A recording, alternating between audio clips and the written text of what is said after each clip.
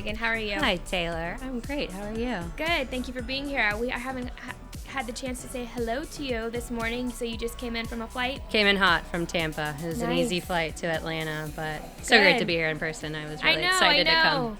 Well, so you're at SessionBoard now, right? I am. So tell me a little bit, you guys are part of the Solutions Network. Tell me a little bit about what SessionBoard does. I know we get that question a lot, but yeah, if you could give me a little rundown. Of course, we are so happy to be part of Shepherd Solutions Network, and we are hyper-focused on speaker and content management. So we are really a partner for the program planning leading up to an event, from call for presentations, building out an agenda, onboarding key segments like your speakers, sponsors, and exhibitors. All of that is often a very manual, tedious, and daunting process. Yeah. And we are designed to simplify that and save organizers a lot of time and hopefully a lot of headaches along the way.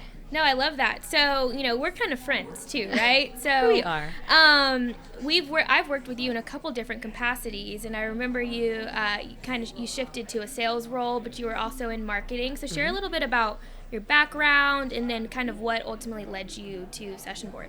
Yes, of course. I am a former marketer. I don't know how far back I should go in my background, but I have 2 degrees in marketing, and I was lucky enough to fall into an event marketing role at the very beginning of my career. And from that, I was in various roles, but all rooted in attendance, driving attendance to events. So I really formed a passion for bringing communities together. And very recently, I was the marketing director at IAPA, which is the Global Association for the Attractions Industry. So a very fun industry to be a part of, but a great place to really learn what it takes to produce and promote global events around the world. So I'm very thankful for my experience then, but it was a interesting, surprising transition to a sales role, but what helped is SessionBoard was a solution that I would have used in my past. That's what I was going to say, like as a former marketer, you probably have a lot of empathy for the challenge around like content management and speaker management, so you're like, this is solving a problem that I can get behind, kind of thing. Big pain point. Big time saver it would have been, because one of the most challenging parts of a acquisition campaign to drive attendance was getting all of the content ready to promote. So that is all of the speaker details, all of the session details. We work with groups that have anywhere from 10 to 50 speakers to over 500 speakers, and that's different levels, different formats, different tracks. It can become very complex. Yeah. So having one platform to house all of that data and that content and then push it to where you need it to be, like event websites, mobile apps. So talk to me a little bit more about that. Like I want to get in the nitty gritty of the process and like, okay, I'm a client that's using SessionBoard and I have 100 sessions. Like, what's the next step? What does that process look like? How are you, again, I know it solves a lot of problems, but how do I integrate SessionBoard into that and make it my life easier?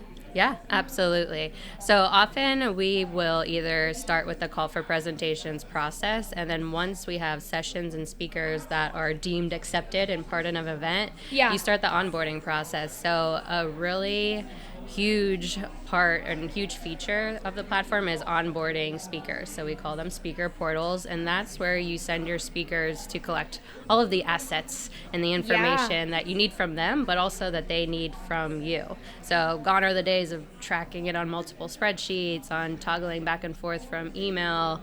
All can be housed within the SessionBoard platform, but it's also a great experience. It really alleviates the back and forth and like, did I send the right version of my content? There's a one source of truth. Yes, absolutely. And we talk about event experiences. Julius was just talking about how the event experience starts long before the live event kicks off and starts. And it is a great seamless experience to provide to your speakers, because they just have to go to this portal to see everything that they need to complete to be part of your event. But it's a really branded journey that you can start long before the event opens its doors. Oh my gosh, I love that. That is like music to my ears. I can imagine that you are solving a lot of people's pain points with that. So what's kind of some of the feedback, as you have onboarded customers? How long has SessionBoard been around? I want to say almost 3 years now. We have a parent company called Blend that is a platform that does similar functions and has similar features, but we're really rooted in serving the conference and exhibition space. So we've been bullish and really getting out and meeting with event organizers and, tapping into our networks, because a lot of us on the team come from a planner background and understand the pain points. So it's really exciting to be able to represent a product that I'm so passionate about, because I know it really solves a particular challenge. Are there anything kind of exciting on the rise that you can speak to around SessionBoard? Exciting on the rise. Yeah, I think that we're always continuing to grow and scale. Absolutely. We're always wanting to hear feedback from clients to understand how we can better serve them. Yeah. And one product that has come from that is we call it a speaker CRM. And so basically this all starts to funnel up into a larger speaker CRM, so you can start to source speakers by area of expertise, by region, look at their past speaking history, and then source them for either future programs or content throughout the year. Cool. Because I kind of feel like choosing a speaker is a little bit wild, wild west, and like, okay, it's who you know, or did you see him at another event kind of thing. So that's really cool, especially at, we talk a lot internally about how there's this influx of new blood, if you will, coming to the industry. A lot of, you're seeing, turnover for a lot of people leaving or retiring. And so you have this new generation of event professionals. And so what are they lacking? Experience or just that network. And so being able to just go to the CRM and be able to search sounds amazing. Important for retention, retaining those industry leaders who are always receiving great feedback from attendees, are always sought after on site at an event, but also making sure that you're sourcing new speakers and relevant speakers. You're not just having the same lineup year after year. Really pushes organizers to be diverse, not only in background but perspective, because we know that attendees want to come and get content that they can't get anywhere else, right? We have everything at our fingertips these days. So making sure that coming to an event ensures that they're getting exclusive content, really relevant and timely information, and also inspiration. You have to really balance that, which is not easy to do when you have so many moving parts going into overall event planning. Yeah, it's tough. So being on the sales side of thing, are you on the road a lot these days now? I am. More than you were as a marketer? Yes. Yeah, yes. Going to a lot of industry events and things like that. It's the in-person, it's the in-person connections. That's always been the heart and soul of the events industry, and it's not going anywhere. So I find that I think it's back and better. Yeah, I think my time is most valuably spent at on-site events, meeting people, whether we're exhibiting or sponsoring or just going to meet up with clients in person to have a strategy session. That's really critical in building those relationships, but also goes back to how we can get real-time feedback on how to improve the product, because we're continually making updates. Yeah, absolutely. So you're on the road, but I know you're a new mom. How do you manage all that? Okay, I'm glad you brought that up, because I always find a way to... No. I would love to talk about that. I'm so interested. Oh, I have an 8-month-old. Her name is Ava, and she's wonderful. And yes, travel is very different these days. I was just telling someone that I try to stick to max 48 hours, 2 nights away from her. And also, I am looking at flight times that I never thought I would be interested in, like this morning. Crazy, because you're like, let me just get one more night. Yeah, I've been on more red eyes and 5 a.m. flights than I thought I would ever be on. It's changed, but of course for the better.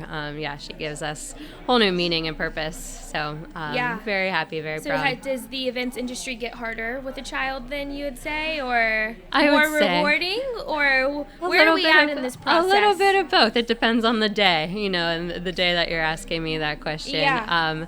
No, it's definitely new but welcome challenges, because she gives us just so much more meaning, and it's so much fun to go back. Yeah, and now you're doing these things for her and to create, that better life for her. You got it. Yes, absolutely. I love that. Well, is there anything else that you wanted to share about SessionBoard? I think about wrapped up with my questions over here. No, I was thinking that we were going to talk about speakers being such an important part of your marketing strategy. So if we can get into that for sure. So talk to me a little bit more about speaker selection. I know you have this great CRM. Mm-hmm. So do you have advice on picking that right speaker and all of those things? I think that my advice would just be to focus on that part of the process, just because speakers become such brand advocates for you. They represent your brand. And so if you have a theme for your event, make sure your speakers know that. Make sure you're giving them branded assets to help promote the event. Yep. And then on site, they can make or break an experience. So really making sure they have a great experience on site. Speaker lounges, maybe token of appreciation. Yeah. Something small, doesn't have to break the budget. Yeah. But speakers are so critical that they need some. That's going to be my next some question. TLC. So lean on them, tap into their reach, because it often expands beyond the network that you have as an organizer, and use them as brand advocates, because that's what they are. That lends itself very well to my last question, just about like leaning on speakers in terms of events to provide added value. So talk to me a little bit more about that idea and like why speaker selection is so important and how they can help like amplify the effectiveness of your event. Like, I'm a big believer, the speakers are like the heartbeat to me of events, but I would love to hear your thoughts. I love that. I think they're critical for each phase of an event. Leading up, it's really helping to drive attendance. If you're going to an event website, what are you looking at? You're looking at the speaker lineup. What cred do we have? Do they have street cred? Yeah. Whether it's the individual speaker or company logo and where they're coming from. So that's leading up to it. On site, it's how great is their presentation? Did they provide value? Was it worth your trip or your time away from your family or your work? And then after, I think they're critical in continuing the conversation. If they had really powerful takeaways from the session, your participants, then they're going to continue that conversation. Or you can even have your speakers provide their presentations and then present it in different formats. So that content continues on long after the event wraps up. So that's also such a powerful way to drive a business forward. I completely agree. And we're reporting live from Sandbox, and I plan to do that with all of our speakers as well. So, well, thank you so much for your time today. This was fun. Thanks, I appreciate Taylor. it. So good to chat with you. Yes, you too. Thank you.